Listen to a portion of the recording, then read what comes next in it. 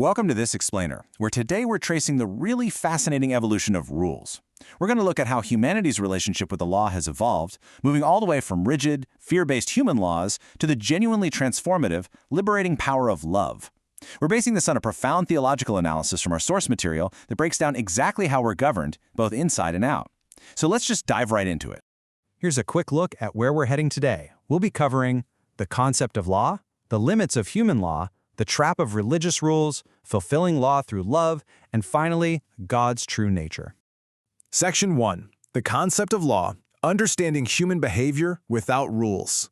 So the first really crucial question we have to ask ourselves is this. What actually dictates our behavior when there are no strict state laws or, when no one is watching? We often like to believe that people just naturally rely on their internal conscience, but the source asks a super realistic question here. What happens when someone believes they're completely above the rules, or when they are absolutely convinced they simply won't get caught? Well, their mentality becomes this sort of lawless law unto itself. To show the ultimate flaw of relying solely on personal conscience, the source shares this wild historical anecdote about a Qing dynasty official who was visiting the West.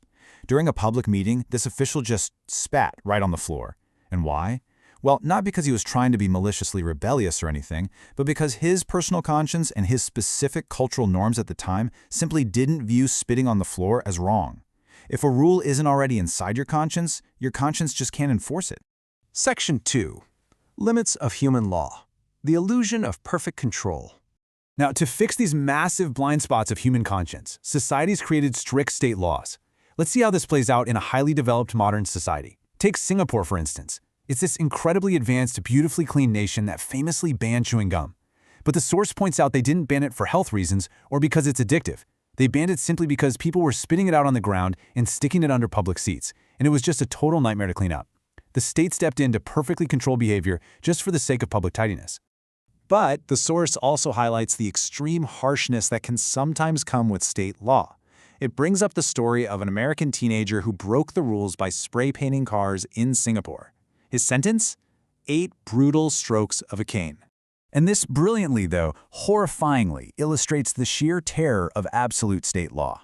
This punishment was actually so severe, the source notes, that it couldn't even be administered all at once.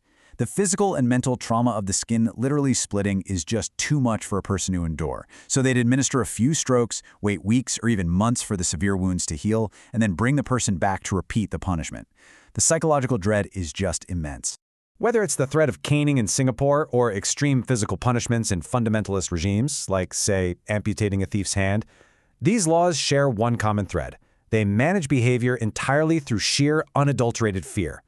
But here's the massive takeaway from the source. Fear doesn't actually change a person's heart.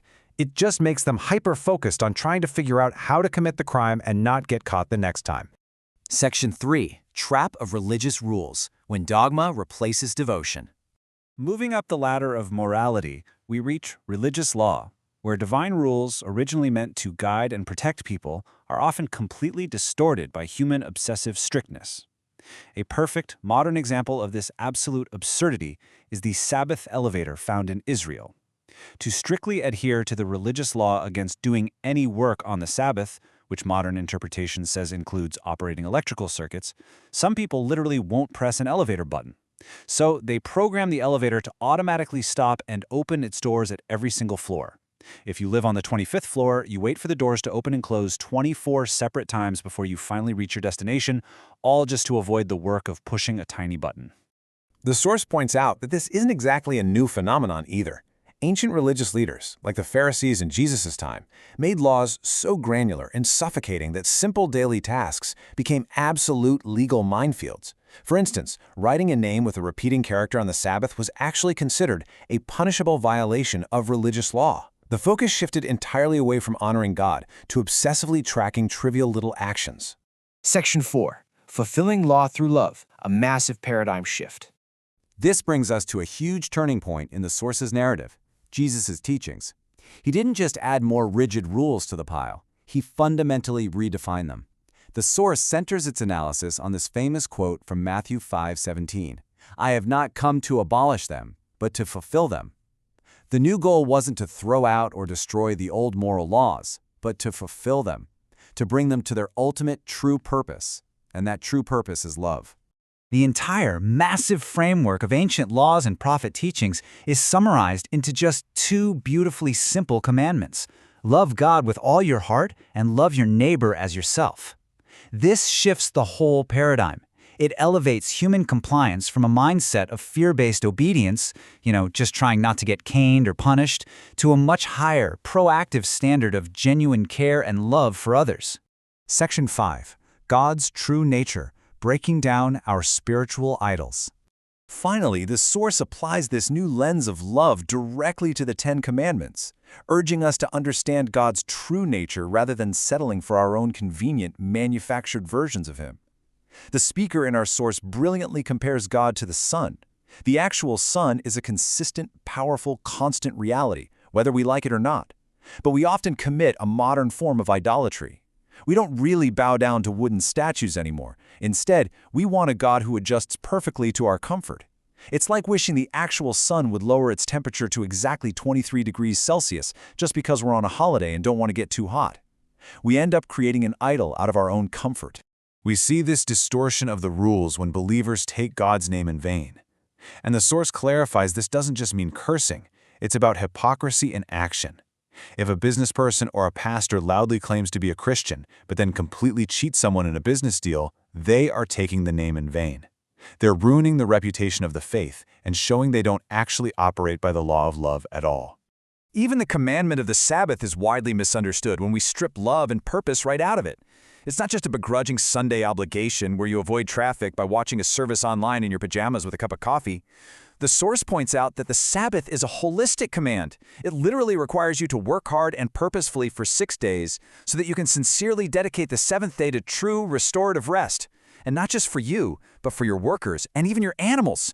It's supposed to be a rhythm of love and respect for life. So how do we actually make sense of the strict ancient rules versus this complex law of love? Drawing on the theologian Karl Barth, the source explains a concept called divine accommodation. Think of it kind of like a parent talking to a toddler.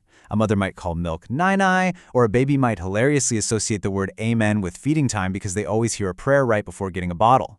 God initially spoke to humanity's limited minds using simple, strict, bounded rules. But just like a parent fully expects their toddler to grow up and use real words, God expects us to mature way beyond a basic fear of punishment. As we wrap up this explainer, we're left with a truly powerful reflection. We've seen how human conscience fails, how state law rules by terror, and how religious law can become this obsessive trap. So, ask yourself, are you stuck in spiritual infancy, viewing rules merely as restrictions to avoid punishment? Or are you ready to mature, step out of the fear of the cane or the obsession with the elevator button, and truly embrace the transformative law of love? Thanks for joining me today, and keep questioning what really drives your rules.